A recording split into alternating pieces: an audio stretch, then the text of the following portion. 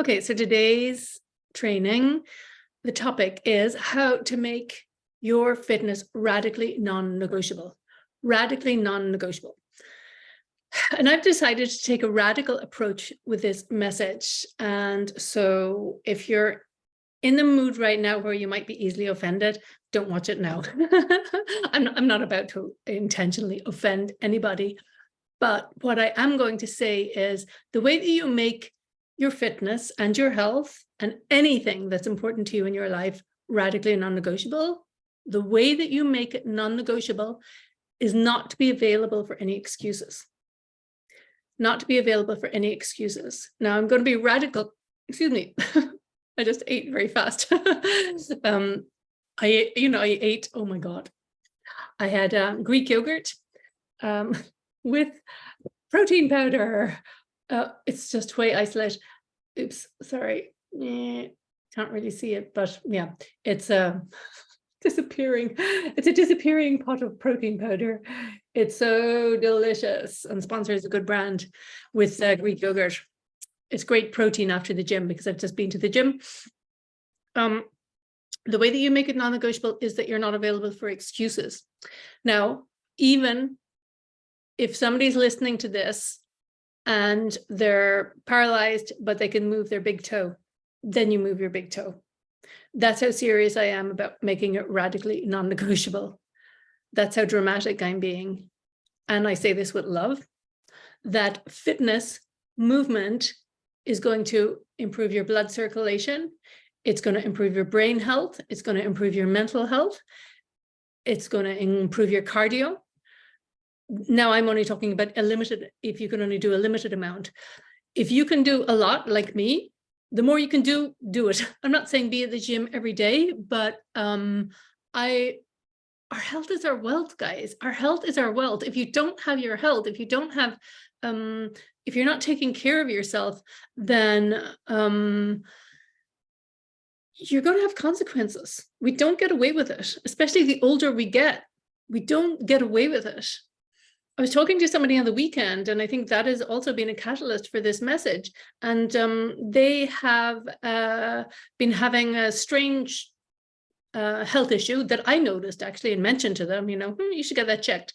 Now it turns out that they have a 50% chance of getting Parkinson's because of that effect in the next 10 years. And they reckon because they've had that side effect for a while, that Parkinson's could be imminent.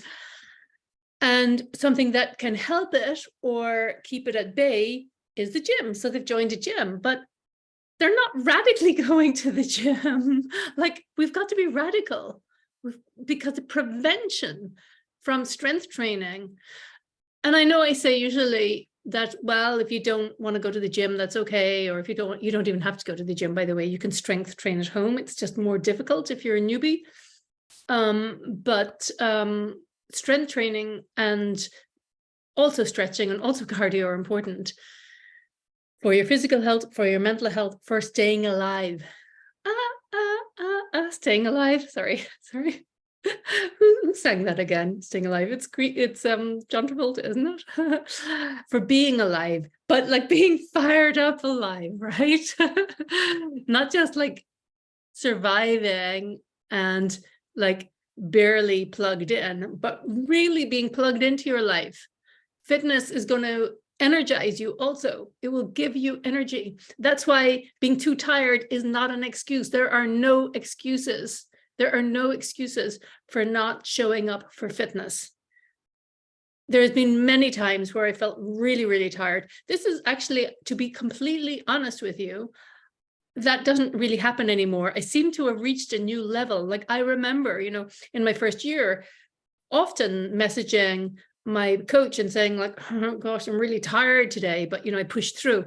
And I remember him replying, those are the days that count. Those are the days that really count. And I actually say to my clients, those days count double, because when it feels extra hard and you push through, you gain a new level of character strength that then I guess that must have transferred. I'm not sure. Or else my health has just improved, because it's rare that I feel tired to go to the gym. And also I know that it's going to energize me. I know that I'm going to leave there. I might have been like, oh, and sometimes I might even have a minor health issue, a headache or something, and it gets rid of it. And I've said to myself, it'll either kill me or cure me. And it always cures me. I cannot emphasize enough how beneficial strength training is. I strongly believe that everybody should be doing it. Actually, for preventative care, honestly, the governments should be implementing it. And also, another great thing about it is that you don't have to have perfect eating habits if you're going to the gym, because I don't. They're getting better and better. And the one thing that I know that's missing, which I'm getting more into place, is organization. If you plan your meals and you prep your meals, that's two different things. Planning is deciding what you're going to eat. Prepping is preparing the actual food, preparing it on a Sunday so it's there for the week so that you eat it, and then you're not as likely to snack because the food is right there. You'll eat the food and then you might snack or might not. It's fine as long as you get the good food in, the food that you have prepared.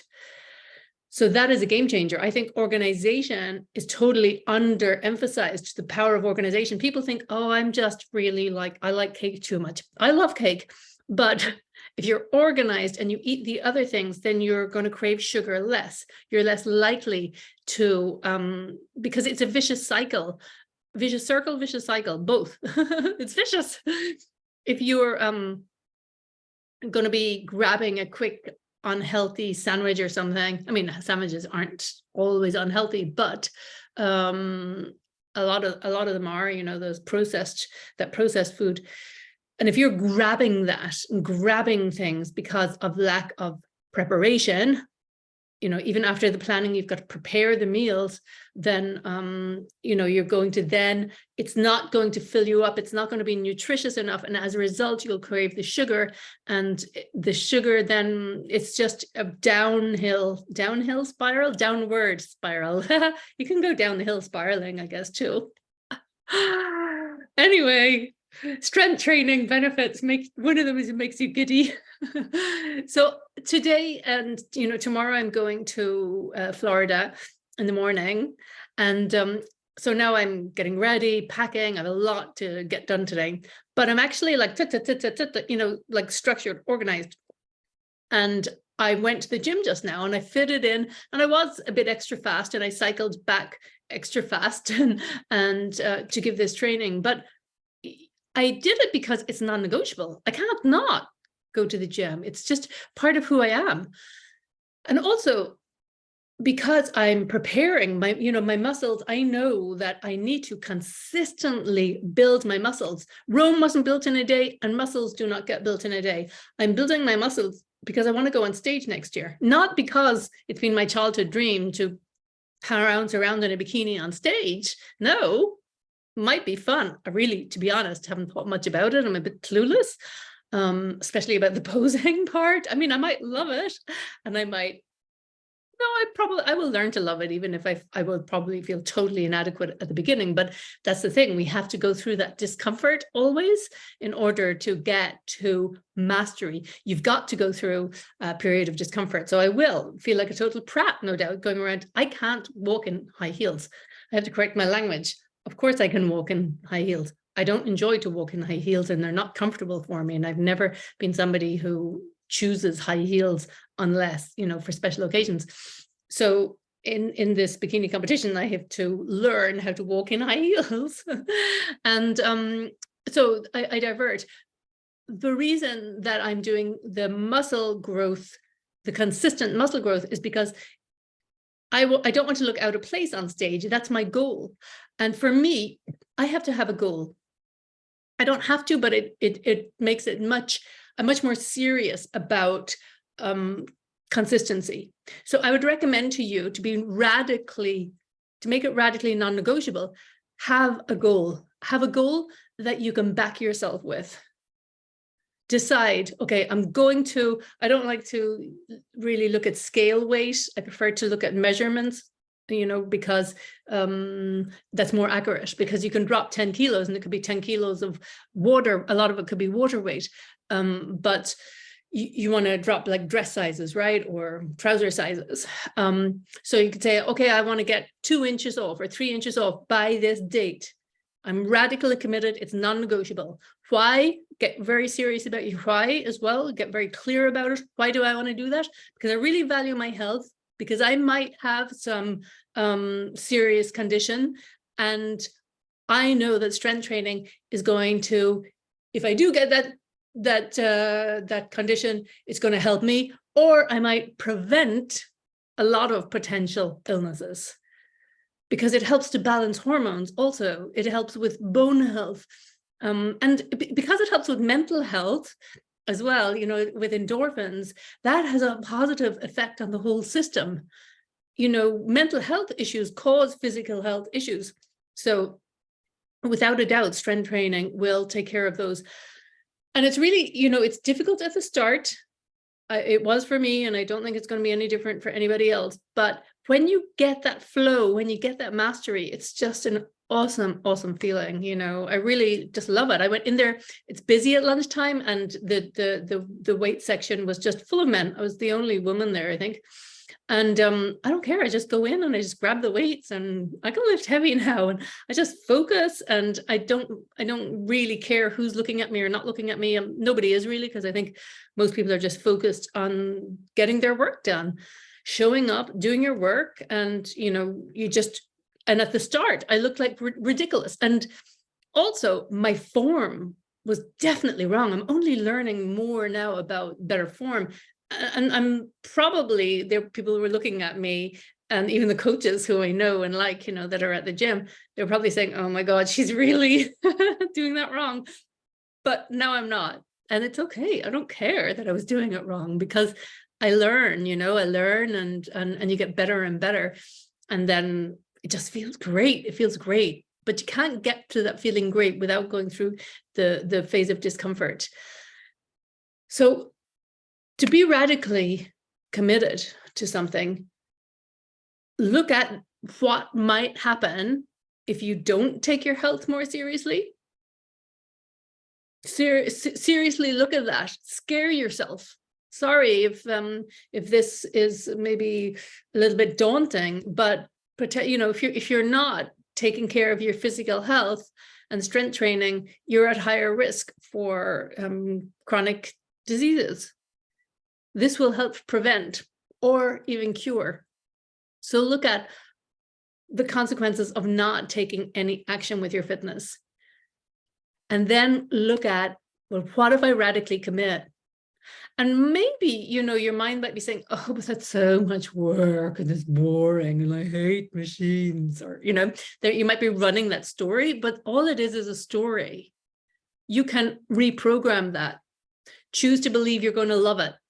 That when flow happens, that at the start, you're going to have to get over yourself, but that's great, because you get an opportunity to work on overcoming, to dropping your ego, and to showing up and doing something imperfectly.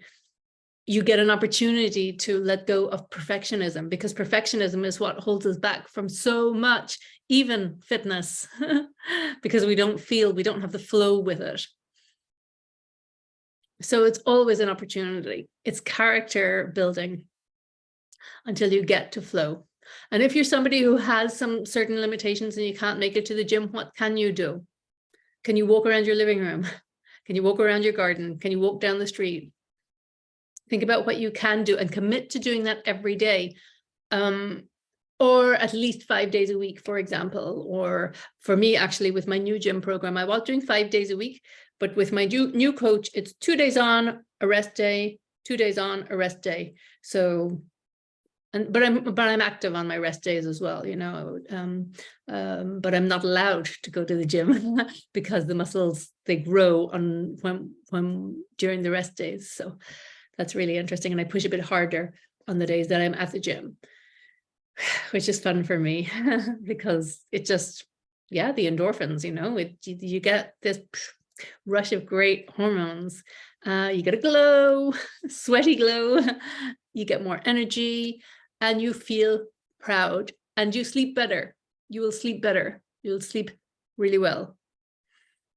It will take care of a lot of issues, a lot of small little niggly things.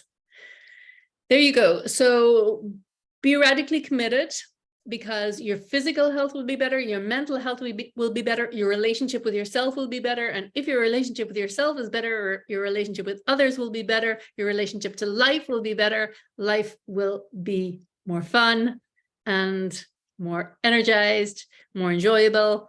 And even if you don't have time, find the time, fit it in. Tomorrow morning, like I said in my blog, I'm going at 6 a.m. to the gym. And then I'll be back home 7, take a shower 7:30, and then off to the airport. But today I'll go to the gym, tomorrow I go to the gym, then I have a rest day, and then I'll go to the gym in the hotel in Florida. So it's just non-negotiable. I just make it happen because it has to. Imagine if you were on kidney dialysis.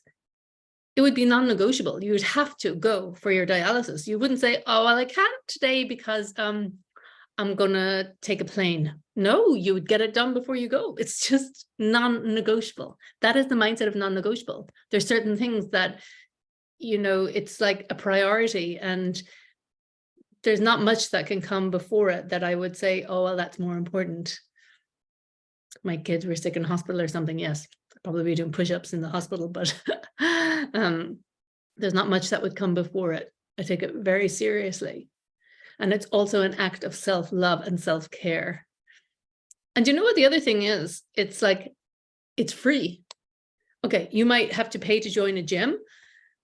If you join a gym, if you cannot afford to join a gym, you do home workouts, and you'll find them on YouTube. You know, there's lots of things that you can do.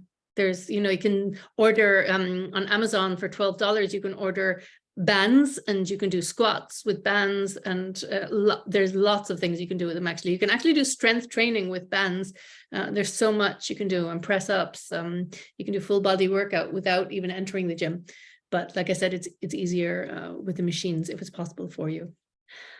Okay, so that is the mindset of being radically committed to your health. If you've got any questions about that, if you believe that your excuse is valid and you want to, I don't want to be challenged, where I'm not here to be right by any means, I'm just here to speak the truth and to support you with making it your top priority, and making it consistent, and following the lessons inside the portal for meal planning, meal prepping, you know, deciding what foods are going to work for you, and taking it really seriously, like your life depends on it, because it does. Hope this served you. Let me know on the replay. And if you've got any questions, don't hesitate. If there's a specific topic related to fitness and health that you would like me to cover, let me know, because I'm going to be doing these every Monday. Lots of love.